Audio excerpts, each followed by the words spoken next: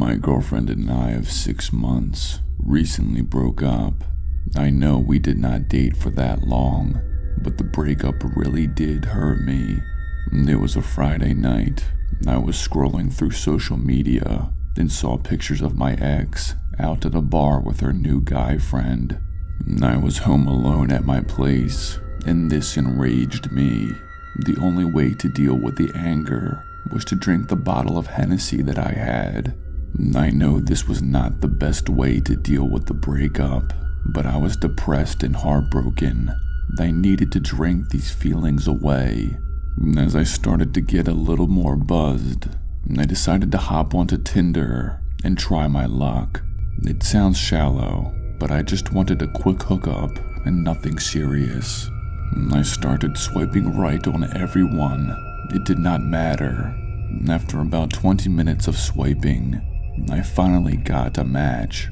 Her name was Kelsey. She was cute, Italian, and was only 1 mile away from me. And what was even better, when we matched, she instantly messaged me. We started to chat, and me being drunk, I spilled my sob story to her about being recently single and depressed. But Kelsey said that she was recently single and looking for a rebound. She wasn't looking for anything serious on Tinder as well. She asked if she could come over. My drunk and horny brain were too stupid to detect any of the red flags at that moment. All I was thinking was that I wanted to get more drunk and just hook up. I gave Kelsey my address, and she said she'd be there in 5 minutes. I could not believe it. My terrible night might actually turn out to be decent. Kelsey said she was on her way. I quickly brushed my teeth and took one more shot of Hennessy to kill the nerves. At 10:30 that night, she sent me a message saying that she was here. I was in my room, and I could hear the door knock from downstairs. I excitedly went down the stairs and opened my front door. What I saw standing on my front steps was not what I was expecting. 2 large men wearing Michael Myers masks stood there. The one on the left was holding a gun, finger on the trigger. They pushed me inside and put the gun to my head. One of them said not to move or he would kill me. The other started taking all my paintings, books, speakers, and even my TV. He took it outside, and I saw him load it into a van. The man holding the gun said that if I called the police, they would come back here and put a bullet into my brain. He said they know where I live, and this was not a threat, but a promise. He pistol whipped my face. I could feel my nose break, and hot blood oozed down my chin. The 2 men were about to leave when one of them poked their heads back in and said that I was a fucking idiot for falling for their Tinder profile. Then they were gone. I laid on my living room floor in utter disbelief at what just happened. I was no longer drunk, but very sober. I contemplated calling the police, terrified about them coming back and trying to kill me, but I could not let this situation go and had to get the police involved. The police arrived about 10 minutes later. I made a report and tried to show them the Tinder profile the men were using, but when I went to show the officers Kelsey's Tinder profile, Tinder said the profile no longer existed. I ended up going to the hospital for my broken nose.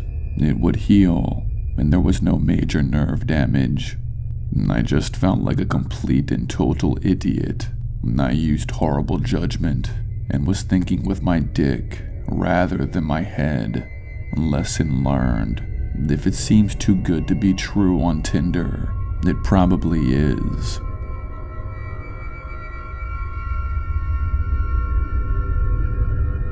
For some background, I'm a 24-year-old female, and I own my own salon. As a business owner, it is difficult to have a romantic life, especially with the amount of clients that I have. I'm always stuck at my salon, working late hours and making sure things are running smooth. And the guys who did ask me out, they were never my type. So, desperate for a romantic partner that I would see plastered all over my social media feed, I decided to try my luck with Tinder. I ended up matching with this guy named Todd. He was in sales, liked animals, and seemed to have a good sense of humor. He asked me out for a dinner date on Saturday night, and I accepted. I'll be honest, my expectations were not too high. This was my first time ever meeting with someone online, and I did not quite know what to expect. We met at an Italian restaurant. We hugged. He looked exactly like his Tinder pictures. Handsome, with dark hair, so that was a positive. I was not catfished. We sat down and started to chat. He made me laugh. I told him about my crazy clients, and we bonded over our love of horror movies. But about 20 minutes into the date, things started to take a turn. I was explaining why Halloween 6's mask was horrible when Todd put his hands up to his lips to shush me.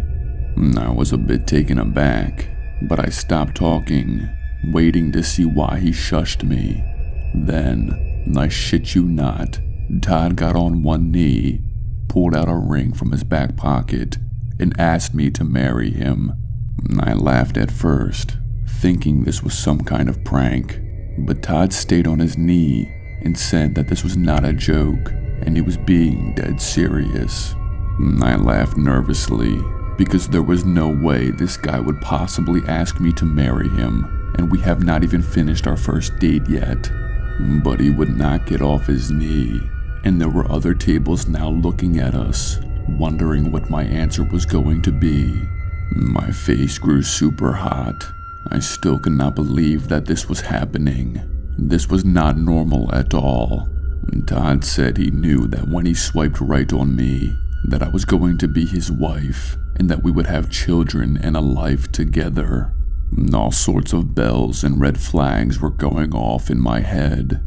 Yeah, this was my first online date, but this was not normal. Not normal at all. I took out my wallet, threw $50 onto the table, and told Todd sorry, this is not going to work out. I put on my jacket and started to leave. Todd was still on his knee, begging me not to leave him and to come back. I did not care what he said, and I sprinted to my car and sped off. When I got home, I texted all my girlfriends and told them what happened. They all could not believe it. Hell, I still could not believe it. I decided to take a shower and wash away whatever crazy vibes that date left on me. When I got out, I saw that I had 30 missed calls and 25 text messages. They were all from Todd. He was begging me to marry him and telling me how much of a mistake I was making. I did not respond to one message, and I blocked him on all social media platforms and even Tinder. This guy was a grade A total whack job, but my story does not end there. Later that night, about 3 hours after the initial shit show of a date, I was watching TV in my living room when I heard a knock on my window. My curtains were drawn, so I got up to check the knock, thinking it could be an animal or something. I pulled back the curtains and screamed. Todd was standing there at my window, banging on it. He was begging me to marry him and for me to have his children. I sprinted upstairs to my bedroom and locked myself in it. I pulled out my phone and called the police. They arrived 10 minutes later and arrested Todd. They ended up placing a restraining order on him, and he's never allowed to see me again. That whole day and night was one big nightmare for me. And when I tell you that I am never going on Tinder again, I absolutely fucking mean it.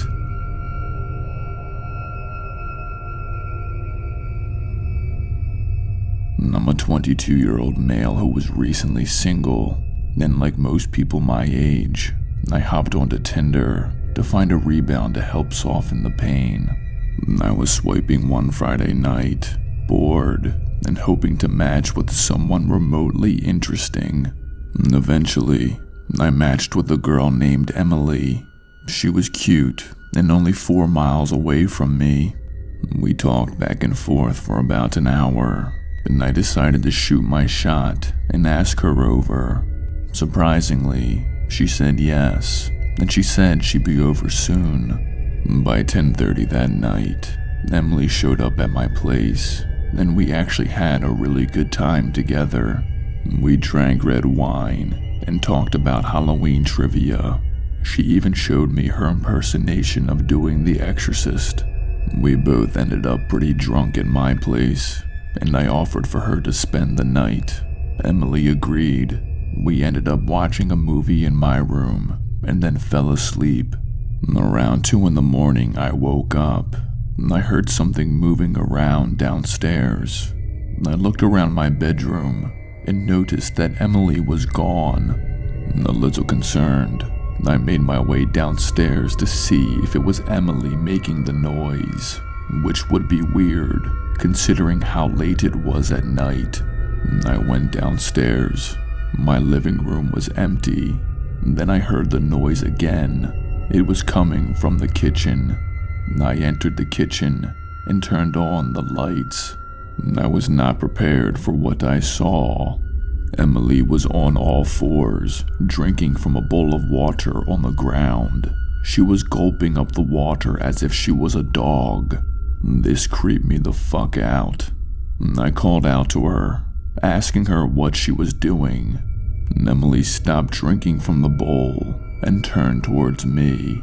She growled and then pounced on all fours at me. I bolted to my bedroom and slammed the door shut. I locked it and felt the violent vibrations of Emily slamming into it. She was clawing at it and trying to open the door. Scared out of my mind, I did the only thing that I could think of, and that was call the police. They arrived shortly after I called, and I could hear them restraining her. When they had her apprehended, an officer informed me that they were going to take her to the hospital to be checked out. At this point, it was about 3 in the morning. I thanked the officers and tried to get some sleep that night, but I couldn't. It was so unsettling seeing Emily on all fours in the middle of the night, drinking from a bowl like a dog.